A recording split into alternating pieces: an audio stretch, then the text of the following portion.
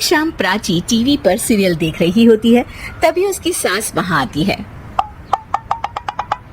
अरे सीरियल में तो ऐसे मग्न है जैसे आज रात का खाना पड़ोसी आकर बनाएंगे।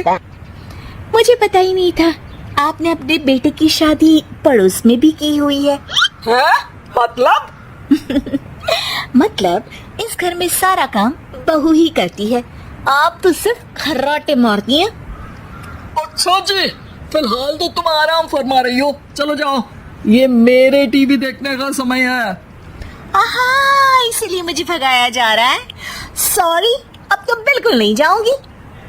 प्राची की इस बात पर दोनों सास बहू के बीच टीवी रिमोट के पीछे बच्चों जैसे छीना झपटी शुरू हो जाती है, जिसके बीच श्लोक भी काम से घर वापस आ जाता है।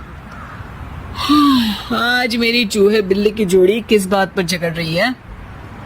और तेरे बीवी मुझे टीवी नहीं देखने दे रही। अरे तुम्हारी मम्मी मुझे खाना बनाने के लिए फोर्स कर रही है। अरे वाह, ऐसे बेतुके रीजन पर तो बच्चे भी झगड़ा नहीं करते। अरे मुझे कुछ मत बोल, सब इसने ही शुरू किया है।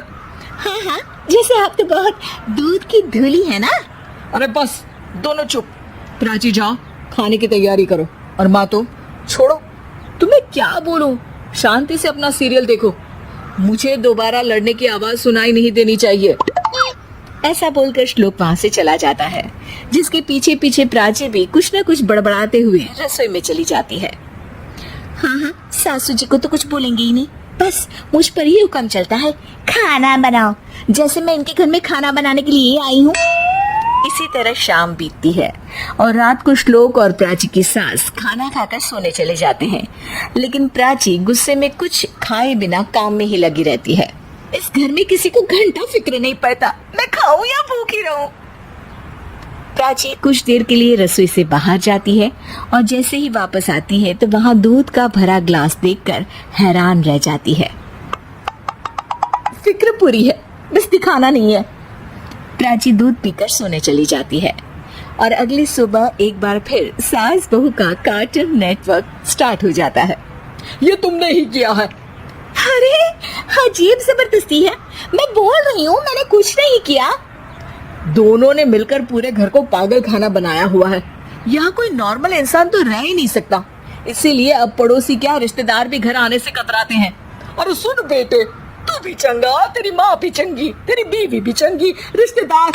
हाँ जी, आपको नहीं पता क्या, गंगाधर ही शक्तिमान है, रिश्तेदार ही। हाँ हाँ, बस समझ गया।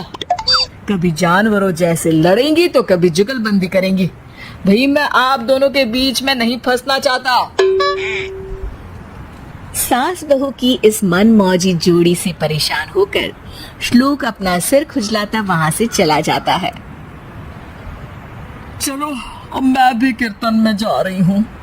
इस पर जैसे ही सास कमरे में अपना पर्स लेने जाती है तो वहाँ नाश्ते की प्लेट रखी देख मुस्कुराने लगती है और नाश्ता करके घर से बाहर निकलते हुए कुछ पैसे टेबल पर रख जाती है, जिसके कुछ देर बाद सिलेंडर वाला घर आता है। ओ मोरी मैया, मैं सिलेंडर के बारे में तो बिल्कुल भूल ही गई थी। घर खर्च के सारे पैसे भी मम्मी के पास हैं और श्लोक से बोला तो उल्टा 4 बात सुनाएंगे। प्राची ये सोच ही रही होती है कि अचानक उसका चेहरा चमक उठता है और वो घर में आकर इधर उधर देखने लगती है। तभी उसकी नजर टेबल पर रखे पैसों पर पड़ती है, जिन्हें वो सिलेंडर वाले को दे देती है। ये सब श्लोक देख लेता है। अच्छा बेटे, इतना बड़ा घोटाला, सबके सामने मैं तेरी दुश्मन और पीठ पीछे तेरी मेरी यारी।